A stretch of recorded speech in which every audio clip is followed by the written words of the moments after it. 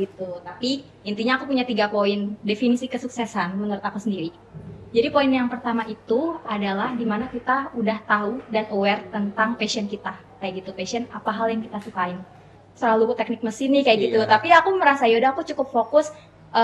Maksudnya walaupun juga tetap harus belajar gitu ya. Tapi aku tetap fokus, aku pengen belajar tentang lingkungan sama energi dan pertaniannya. Jadi penting. IPK penting, tapi bukan satu-satunya penting.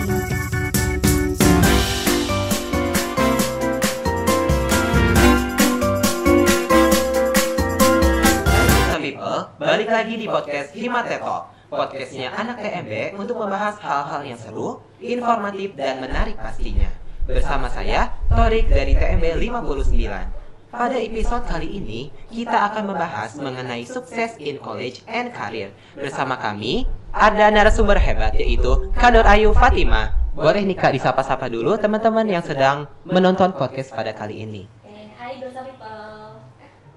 Oh ya. Boleh Kak perkenalan dulu. Oke, jadi kenalin ya, aku Nur Ayu Fatima, bisa dipanggil Ayu. Aku angkatan TMB 56 dan saat ini aku bekerja sebagai officer di Control Union Jakarta, ya sebagai certification. Wow, keren banget ya teman-teman. Boleh nih Kak, berhubung kita akan membahas mengenai sukses in college and career, dan juga kan Kak Ayu sudah melewati masa-masa college atau perkuliahan ya Kak ya. Menurut Kak Ayu nih, apa sih definisi kesuksesan dalam bidang kuliah dan pada bidang karir gitu? Boleh Kak dijelaskan terlebih dahulu? Oke, jadi definisi kesuksesan ya. Jadi kalau menurut aku untuk karir aku belum bisa begitu banyak memberikan perbedaannya gitu, karena aku juga baru 1 tahun kerja gitu dan memang baru lulus juga kayak gitu kan. Jadi kurang lebih sama lah kayak gitu. Tapi intinya aku punya 3 poin definisi kesuksesan menurut aku sendiri. Jadi poin yang pertama itu adalah dimana kita udah tahu dan aware tentang passion kita kayak gitu. Passion apa hal yang kita sukain. Ini tuh aku udah mulai aware sebenarnya dari aku lulus kayak gitu kan. Kayak aku ngerasa aku suka nih interest di bidang energi, lingkungan kayak gitu kan. Nah terus akhirnya aku ngerasa ketika aku nggak lulus SNM kayak gitu, aku mulai masuk SBM gitu kan, tes SBM waktu itu, dan aku mulai mencari kira-kira departemen atau jurusan apa yang kira-kira sesuai sama passion aku. Dan aku lihat ternyata teknik pertanian dan biosistem ini kan salah satu divisinya ada teknik energi terbarukan. Iya, jadi di situ aku kayak ngerasa, boleh aku coba nih kayak gitu kan. Dan akhirnya alhamdulillah aku lolos, dan awal aku masuk PPKU, di situ aku udah mulai untuk ngeset kayak gitu. Kira-kira apa yang bisa mengembangkan. Nah, itu di poin kedua ini adalah kayak aware aja tuh nggak cukup, tapi kita harus gimana tahu untuk eksplorasi, kita bisa ngembangin. Dan ya udah, itu aku udah mulai ngeset beberapa plan kira-kira apa sih yang aku harus lakukan. Ya kayak yang pertama, aku waktu itu kan belum ada, maksudnya belum masuk departemen kayak gitu, jadi kita masih ya anak PPKU lah kayak gitu. Jadi aku udah fokus untuk nyari UKM kayak gitu kan. Oh ini aku pengen join Forces, karena kan Forces ini kayak banyak untuk ikut-ikut lomba kayak gitu kan. Nah makanya aku join Forces waktu itu, alhamdulillah aku lulus juga kayak gitu. Jadi di poin 2 ini adalah kita gimana berusaha untuk mengeksplorasi diri kita gitu kan, untuk mencari jati diri kita tuh sukanya di mana kayak gitu kan.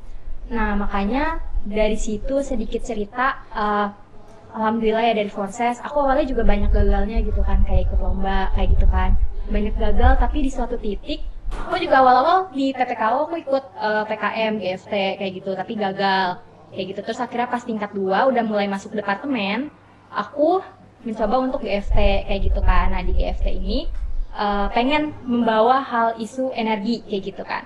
Nah terus kebetulan di situ aku lupa waktu itu kenal Pak Cahyo dari mana, kalau nggak salah pembicara PKM atau gimana.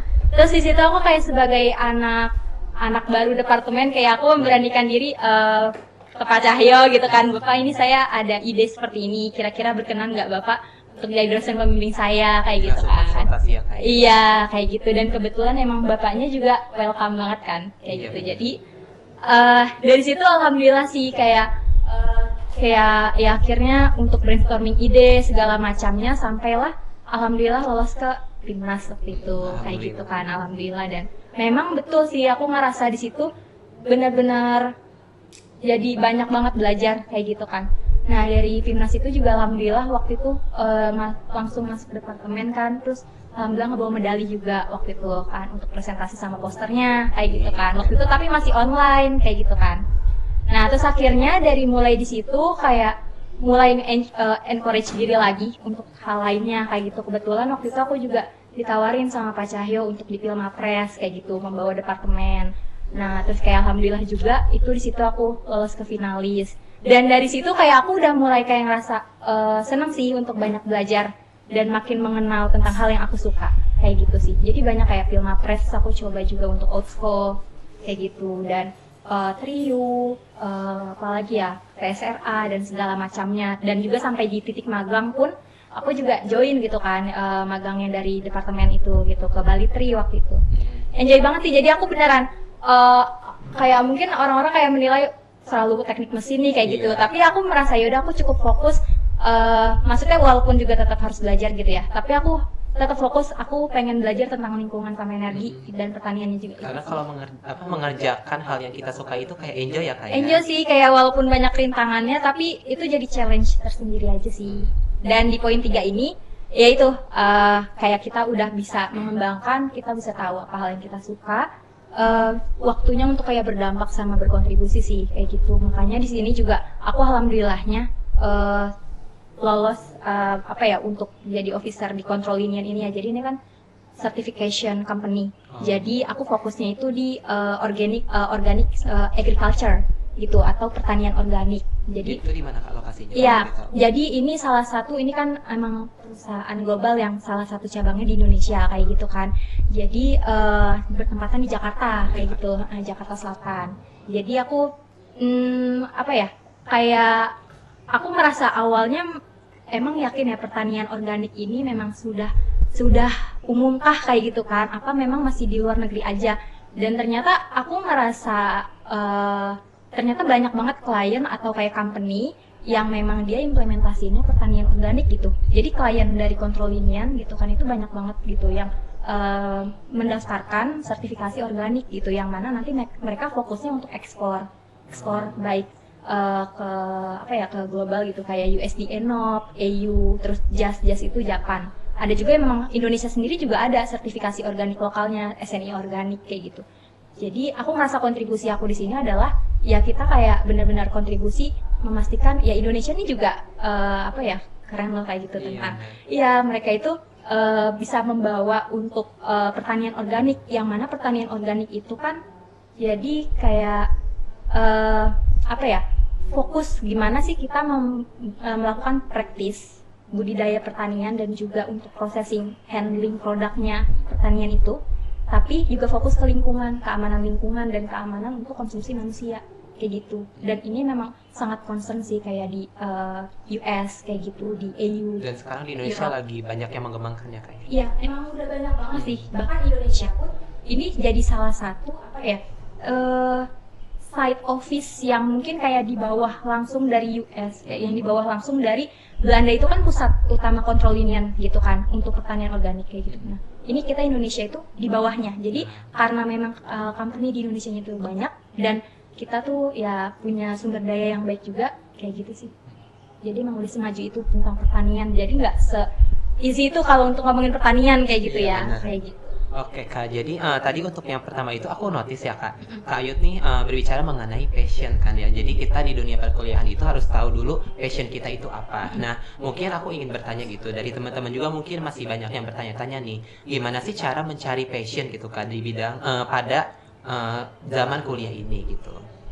Oke, gimana cara mencari passion? Tadi sih, aku percaya kalian pasti masuk kuliah udah tahu ya terkait apa yang kalian mau kayak gitu, kalian pengen fokusnya di mana. Cuma tadi kembali lagi, apa yang kalian suka aja itu kan nggak cukup.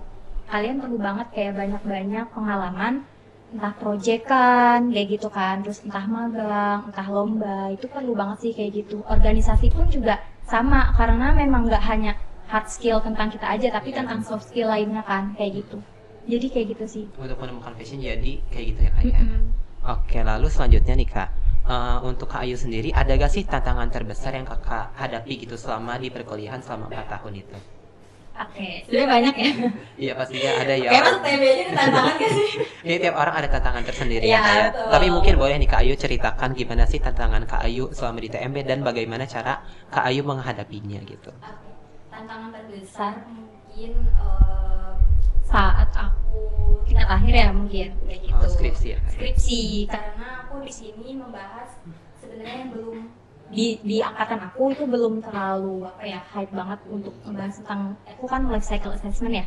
Iya, jadi aku tuh sebenarnya kayak ngomong ke Pak Cahyo, ya udah Pak Cahyo mau topik apa aja, tapi pengen coba ngekaitin sama isu lingkungan kayak gitu juga. Energi lagi ya. Iya, energi lagi, lingkungan, pertanian. Jadi aku pengen nge-collapse 3 itu. Dan makanya itu aku ngelanjutin dari magang kan. Jadi aku kan sebelumnya udah apa ya? Mencoba ngepraktisin bioetanol gitu kan, ngebuat dari skala industri yang memang kecil. Nah, aku pengen mencoba nih Pak, kalau kata Pak Cahyo, ya udah coba kamu buat life cycle assessment tapi lebih diperbesar lagi scale-nya kayak gitu kan. Nah, itu aku bener-bener waktu itu literatur terkait LC itu masih sangat kurang kayak gitu, apalagi aku tuh mencoba metodenya pakai Simapro kayak gitu. Karena aku nggak ada kayak apa ya, nggak tahu cutting siapa yang mau ditanya, jadi aku benar-benar waktu itu di angkatan aku Alika sama Faiz Fajrian, kita bertiga itu, walaupun Faiz Fajrian sama Alika kan beda dosen pembimbing ya, iya. Nah kayak gitu, jadi kita benar-benar kayak mandiri banget gitu loh, gitu, paling nanyanya ke dosen pembimbing aja, tapi alhamdulillahnya kan Pak Cahyo sangat-sangat membantu, responsif gitu kan. Jadi tiap minggu aku bimbingan, jadi ada aja sih kayak gitu, dan senangnya alhamdulillahnya pas di bawah tingkatan aku kayak Lalita, Feby dan lain-lain itu kan udah mulai banyak yang pakai life cycle assessment juga ya gitu, pakai Simapro. Jadi senang sih di situ bisa apa ya? Bisa oh ini ada referensi nih kalian kayak gitu, ada bayangan ke depan LCA itu kayak gini gitu. Oke Kak, baik. Lalu untuk selanjutnya nih, tadi kan Kak Ayu berbicara mengenai magang ya untuk sebelumnya ya. Nah, magang ini kan sebagai salah satu sarana untuk kita terjun ke dunia kerja ya Kak ya. Lalu selain dari magang ini, ada gak sih Kak yang dapat kita lakukan sebagai mahasiswa untuk lebih siap untuk terjun ke dunia kerja? Oke. Banyak banget ya sebenarnya, kalau misalkan untuk dunia kerja kalian pasti akan merasakan di fase down, terus kayak ngerasa confused. Iya, kadang gitu ngerasa kan. salah jurusan mungkin ya. Kayak gitu, kayak kadang ngerasa kenapa susah banget sih nyari kerja, itu wajar banget sih kayak gitu. Tapi apa yang perlu dipersiapkan pastinya skill ya. Ini kayak aku mungkin bisa ngeklasifikasiin dari hard skill sama soft skill. Kayak hard skill udah pasti kayak pengalaman kalian selama kalian di kuliah, ya magang, proyekan kayak gitu kan, kompetisi organisasi kayak gitu, itu perlu banget kayak gitu. Kayak kalian kalau bisa udah mulai memetakan kalian tuh sukanya di bidang apa kayak gitu, kira-kira lingkupannya kayak gitu. Tadi selain dari pengalaman, bahasa Inggris. Iya, karena sekarang udah banyak company yang memang bahkan ya udah CV-nya mereka maunya bahasa Inggris. Itu dari CV, belum nanti dari tesnya, interview itu bahasa Inggris, offline kayak gitu. Jadi udah harus disiapin sih bahasa Inggris itu. Terus ya itu dari latihan-latihan tes dan interview itu juga udah perlu kayak gitu. Kalian dari sekarang cicil-cicil aja, at least minimal latihan speaking kayak gitu. Grammar nggak terlalu penting, yang penting gimana kalian pede saat interview kayak gitu. Karena aku sendiri merasa cukup menyesal gitu, belum terlalu bisa fokus ke sana. Paling itu untuk hard skillnya, tapi kalau soft skillnya ini banyak banget sih dari kalian untuk diri sendiri, kayak intrapersonal sama interpersonal ke apa ya, sesama gitu kan. Misalkan kalian ke teman kalian atau ke orang lain gimana, kayak intrapersonal tuh kayak resilient, kalian jadi orang yang tangguh, itu perlu banget. Kayak dari sekarang nggak usah terlalu yang kayak ini kalian kalau gagal udah nih ngedown kayak gitu. Itu udah suatu hal yang bakal kalian hadapin banget sih kayak gitu. Jadi udah makanan sehari-hari. Iya kayak gitu. Itu baru untuk mencari kerja, nanti gimana pas kerjanya, itu kayak resilience. Terus kayak confidence-nya kayak gitu.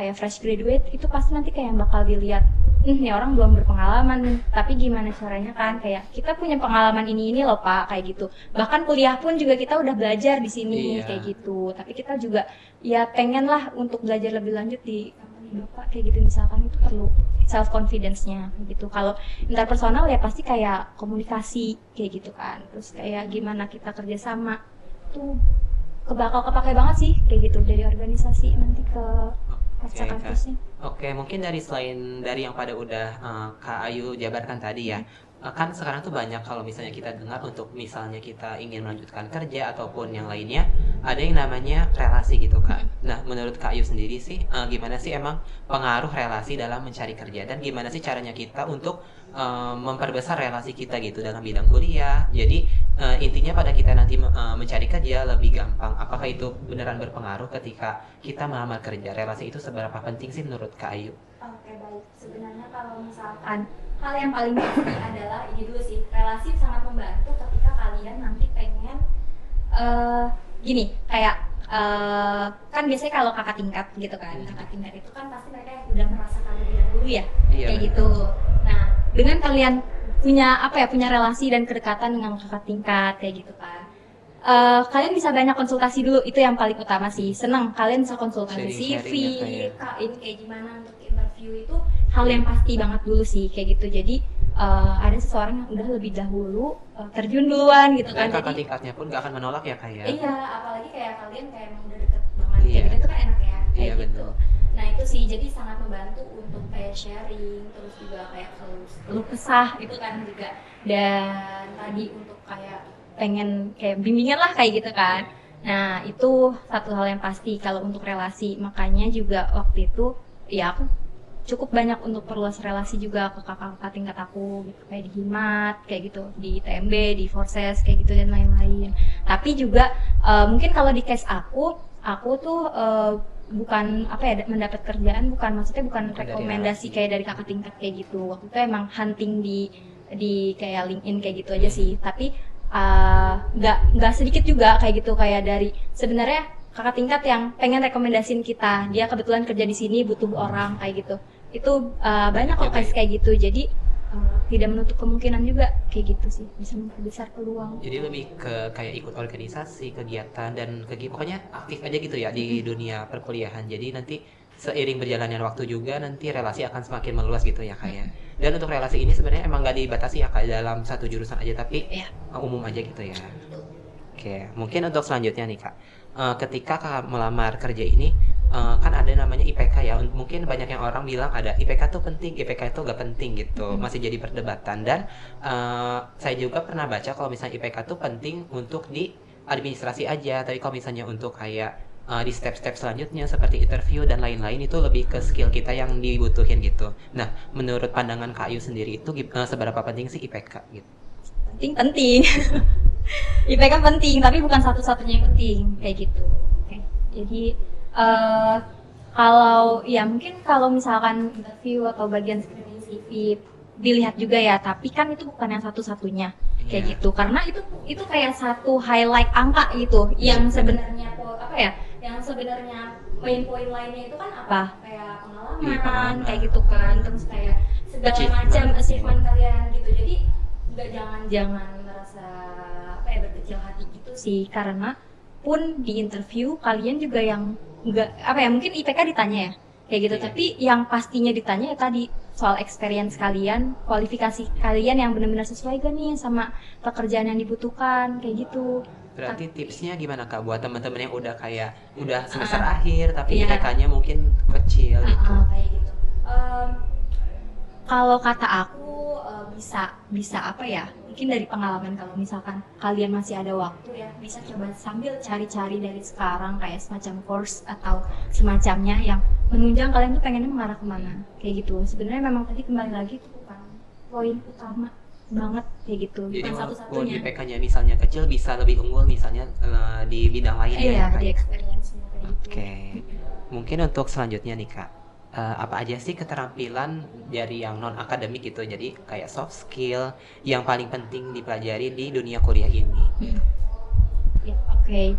Kalau kayak gitu mungkin tadi aku sebelumnya udah sebutin ya, yang tadi hard skill dan soft skill, tapi mungkin aku bisa sambil kasih contoh kayak gitu kan. Jadi kalau sebagai contohnya kayak tadi hard skill sendiri, kayak kebetulan aku di sini yang dikontrol inian, awalnya itu aku apply-nya itu di biofuel gitu, divisi biofuel kayak gitu kan, sertifikasi di biofuel.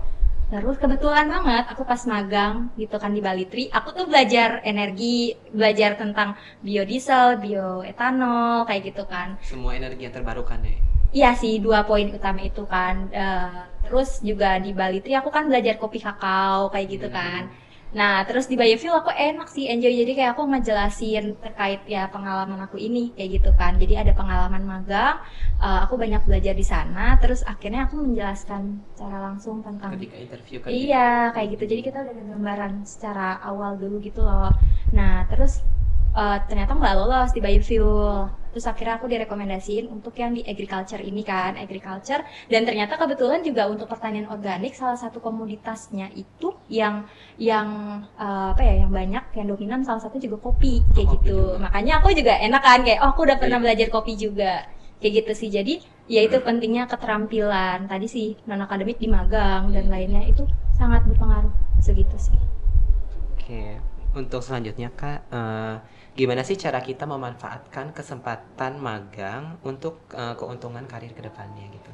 Oke, iya itu yang kayak tadi ya. Iya. Manfaatkannya adalah beneran dengan cara belajar kayak gitu. Cara belajar kalian benar-benar harus tahu gimana prosesnya kayak gitu kan. Buat sekarang kan emang magang tuh banyak ya kayak ada magang mandiri, magang MSIB gitu Iya. ya. Iya, cara memaksimalkannya adalah ketika ini kalian udah lolos kayak gitu misalkan ya. Iya. Iya, kayak gitu. Benar-benar banyak belajar sih untuk dijadiin portofolio nanti kayak gitu. Jangan Apalagi- sekedar ini aja. Iya, jangan sekedar formalitas ya, penting nanti dapat sertifikat Iya, kayak gitu, bener. enggak sih. Kalau bisa usahain magangnya emang yang harus relevansi, kalian interestnya di mana kayak gitu. Jadi nanti ketika kalian pengen bekerja di bidang yang kalian suka juga, kalian udah punya backup kayak gitu. Kayak gitu sih.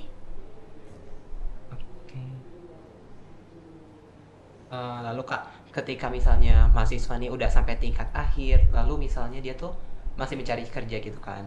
Nah, ini tuh banyak yang bilang ada kesalahan-kesalahan yang terlewatkan gitu. Nah, menurut Kak Yu ini, apa sih kesalahan-kesalahan mahasiswa yang sampai misalnya tingkat akhir yang berpengaruh terhadap performa mereka dalam mencari bidang pekerjaan gitu? Oke. Tadi kayak gimana deh? Sorry aku agak miss. Oke, jadi apa aja kayak kesalahan-kesalahan mahasiswa gitu yang dibuat yang dapat menyebabkan mereka ini kesulitan dalam mencari karir gitu. Oke. Ini lebih ke preparationnya gitu ya, persiapannya. Iya, mungkin. Oke, kalau dari segi persiapan sebetulnya ini kayak aku udah percaya kayak dari segi teknis mungkin kalian udah cukup paham ya, maksudnya kayak untuk menyiapkan segala macamnya kayak gitu. Setelah kalian sidang lah atau setelah kalian SKL pasti kalian ya udah mulai untuk menyiapkan secara teknis. Tapi kalau dari segi non teknisnya mungkin ya Iya. kayak ada 2 poin yang sebenarnya menurut aku jangan bersikap kayak gitu nih. Kayak yang pertama itu kayak idealis, terlalu perfeksionis. Aku maunya di Pertamina misalkan kayak gitu. Itu perfeksionis banget kan. Iya. Kalian fresh graduate kayak gitu. Maksud aku adalah kalian berusaha untuk Cari plan B, plan C punya gitu banyak ya. plan kayak gitu. Ini sama aja kayak halnya kayak kalian terlalu banyak ekspektasi tapi kalian less effort gitu juga. Itu juga sangat berpengaruh. Jadi penting banget kalian ketika nanti udah mulai ke apa ya udah mulai ke sidang kayak gitu kan, penting banget kalian tuh mau arah karirnya kemana sih. Jangan terlalu memfokuskan satu line kalian pengennya di mana, tapi kalian mencoba untuk percabangan. Tapi jangan terlalu kayak yaudah kerja di mana aja gitu kan, enggak juga kayak gitu, karena kalian sendiri punya value gitu loh. Kalian sendiri punya hal yang pengen dieksplorasi di pasca kampus kayak gitu. Jadi kalau aku sendiri, aku kayak sebenarnya ngebuat cabang prioritas hal bidang yang aku suka di mana aja pekerjaannya. Terus nanti juga sebenarnya yang aku cabangkan lagi hal lain, sebenarnya mungkin kayak ke HRD atau hal lainnya itu sebenarnya masih nggak apa-apa karena aku juga interest juga kok di situ. Aku juga di organisasi juga belajar. Jadi buat banyak plan di situ. Tapi tadi jangan terlalu menjatuhkan menjatuhkan udah nggak apa-apa deh di mana aja, itu jangan kayak gitu Jangan juga gitu sih. juga ya, Kak, ya. Oke, mungkin masih menyangkut ke pertanyaan yang sebelumnya nih Kak nih. Jadi ada beberapa mahasiswa yang kayak tidak yakin gitu terhadap karir mereka. Jadi misalkan untuk di TMB sendiri kan prospeknya sebenarnya banyak ya Kak ya. Tapi mereka nih nggak yakin gitu dengan apa yang akan mereka hadapi ke depannya gitu. Nah, Oke. menurut Kak Ayu ini gimana nih buat mahasiswa yang seperti ini? Oke. Jadi kalau nanti soal gimana kalian udah mulai apply kerja ya, terus sebenarnya pun di kala kalian udah mulai kerja pun kadang masih belum yakin kayak gitu kan.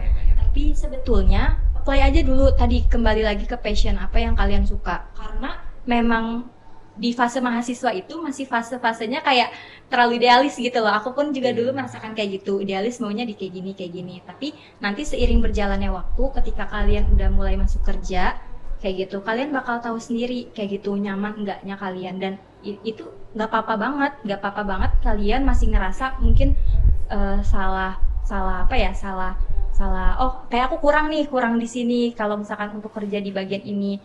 Masih nggak apa-apa, kalian coba aja nanti selang beberapa satu tahun mungkin 1 tahun, karena itu udah jadi pengalaman gue kan. Nanti baru coba hal yang lain yang dimana kalian kira-kira passionnya lebih ke mana. Jadi coba aja dulu gitu, karena itu wajar banget untuk pasca kampus kayak gitu. Jadi coba aja dulu, jalani aja dulu. Iya, jalanin kayak gitu. Akan ada di waktu kalian tuh merasa cocok kayak gitu. Kalian butuhnya di mana kayak gitu. Oke, lalu terkait mungkin setelah pasca lulus ya Kak ya, gimana sih cara kita dapat terus berkembang gitu kan? Karena kalau misalnya di kuliah ini masih banyak ya Kak, kayak tempat-tempat untuk mengembangkan diri gitu, self development. Tapi kalau misalnya kita udah kerja kan hanya aktivitasnya kerja gitu, pulang. Nah, terus gimana sih cara kita dapat mengembangkan diri lagi di dunia kerja? Karena kan kita juga mungkin ingin naik jabatan atau misalnya ingin tempat kerja yang lebih baik daripada yang sebelumnya gitu. Oke, cara mengembangkan diri ketika kalian masuk ke dunia kerja kayak gitu. Ya benar banget sih, aku ngerasain banget kayak dunia kerja tuh kayak udah kalian 9 to 5 di tempat kerja, pulang istirahat kayak gitu kan.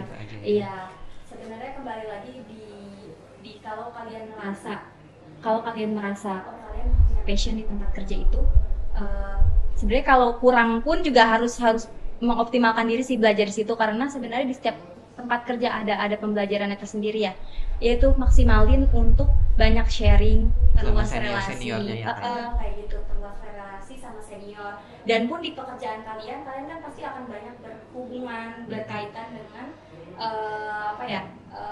rekan kerja lainnya kayak gitu kan. Makanya penting banget kalian untuk eksplorasi lebih banyak tanya aja kayak gitu di situ sih. Jadi hal yang sebenarnya kalian merasa kurang tahu itu kalian jadi lebih tahu.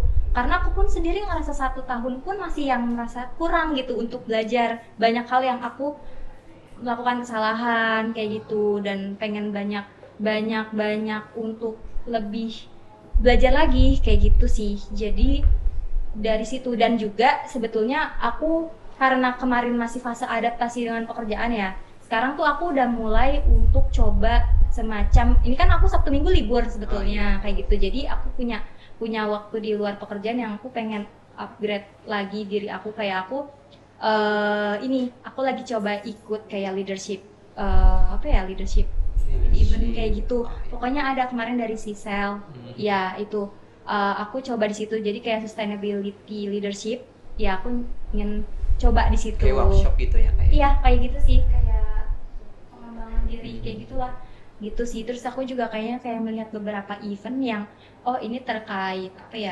energi, terkait lingkungan kayak gitu. Pengen coba, karena itu lumayan banget sih untuk experience lebih lanjutnya kalian kayak gitu. Lalu kan tadi kalau misalnya yang di kantor gitu kan, maksudnya untuk di kantor kan usia itu kan kayak beda-beda ya. Terus kalau misalnya kita tuh Gen Z gitu, nah itu tuh gimana sih cara kita misalnya menyikapi perbedaan sikap antara yang senior sama kita gitu? Oke. Sebetulnya aku agak kurang bisa merasakan itu, karena emang di kantor aku, di divisi aku lebih banyak yang lebih deket-deket kayak gitu. Iya, kita tuh lebih deket-deket, jadi enak juga ya komunikasinya. Enjoy sih kayak gitu, dan memang dari lingkungannya juga itu enjoy kayak gitu. Jadi aku merasa nggak terlalu nggak ada tantangan terkait itu ya? Kayak gitu. Oke, mungkin terakhir nih Kak nih, gimana sih cara kita misalnya memilih gitu tujuan perusahaan ataupun instansi yang akan kita pilih gitu. Misalnya tadi kan dikaitkan dengan minat, mungkin ada selain daripada itu? Oke. Bagaimana untuk menentukan arah karir ya? Iya, gitu. Arah karir, bisa kalian ke depan. Yang pasti sih kalau seperti itu itu tadi kembali lagi kalian ingin berkontribusinya di mana sih kayak gitu kan. Kalian mau kontribusi di mana? Kalian merasa kalian itu capable-nya di mana kayak gitu kan. Jadi itu dulu kayak dari hal yang kalian suka dulu kayak gitu, apalagi nanti ditambah kalian udah masuk dunia kerja makin tahu lagi gitu loh sebenarnya kalian merasa sukanya di mana, itu makin kebayang lagi kayak gitu. Itu yang pertama. Terus yang kedua, aku sih merasa emang pengen banget arah karirnya itu ke sustainability ya kayak gitu, keberlanjutan, karena itu yang prospek jangka panjangnya bagus kayak gitu kan, dan seneng kayak itu apa ya, untuk meningkatkan kualitas lingkungan banget lah kayak gitu. SDGs gitu. Iya kayak gitu kan, lingkungan dan segala macamnya itu kan kayak keberlanjutan banget ya. Iya di situ. Nah terus juga dari lingkungan tempat kerja itu juga sangat penting sih, karena kalian kalau mau apa ya, udah mau stay di company itu, ketika kalian merasakan oh ini suportif banget nih kayak gitu kan, itu juga penting sih, karena lingkungan kerja juga pengaruh ya. Iya benar, kayak ada gitu. Kan ada gaya kerjanya beda-beda ya, kayak Iya. antara instansi pemerintahan mungkin sama betul. yang kayak apa namanya, korporat ya. Ya juga termasuk atasan, rekan kerja itu kan juga potensial banget kan kayak Iya. gitu. Jadi balik lagi ke referensi masing-masing ya. Iya. Oke, mungkin sekian dari podcast kali ini Gursa People. Mungkin sebelum podcastnya ditutup, Kak Ayu boleh nih ada standing speech. Oke, mungkin ini agak cepet ya kita ya. Oke, mungkin closing statement dari aku ya. Ini untuk Gursa People, untuk teman-teman TMB di sini yang sedang menjalani perkuliahan, yang sedang menjalani magang, mungkin yang habis KKN juga Sampai dan lain-lain, tingkat akhir kayak gitu kan. Nikmatin aja dulu sih, nikmatin masa-masa kalian untuk bereksplorasi gitu kan, karena benar-benar kuliah itu menjadi wadah kalian untuk bereksplorasi kayak gitu kan. Jadi menemukan hal yang kalian suka dulu, passion kalian di mana, menemukan relasi kayak gitu. Jujur aku masih sangat keep in touch sama teman-teman kuliah aku gitu, karena ya itu Relasi lagi. iya relasi lagi kayak gitu. Dan juga mulai kayak nggak apa-apa kalian mencoba hal baru apapun kayak gitu, tapi tetap juga kembali ke gimana planning kalian sebenarnya ke depannya kayak gitu. Dan jangan lupa tadi untuk persiapkan persiapan pasca kampusnya, entah kalian mau S2, entah kalian mau kerja kayak gitu, itu juga penting kayak gitu kan. Fokus ke arah karirnya kalian mau kemana, seperti itu sih. Jadi nggak usah takut sih untuk mencoba hal baru, untuk capek dulu, capein aja nggak apa-apa selama kuliah kayak itu. Jangan ya kalau bisa jangan kayak kupu-kupu kayak gitu kan, karena nanti kalian akan merasakan fase itu di tempat kerja gitu. Kalian pulang istirahat kayak gitu sih. Jadi nikmatin aja dulu masa-masa kuliahnya. Terima kasih kepada Kanur Ayu Fatima dari TMB 56 atas waktunya, dan semoga apa yang teman-teman dapatkan dapat bermanfaat ke depannya. Sekian podcast Himate Talk episode 4. Sampai jumpa di episode selanjutnya.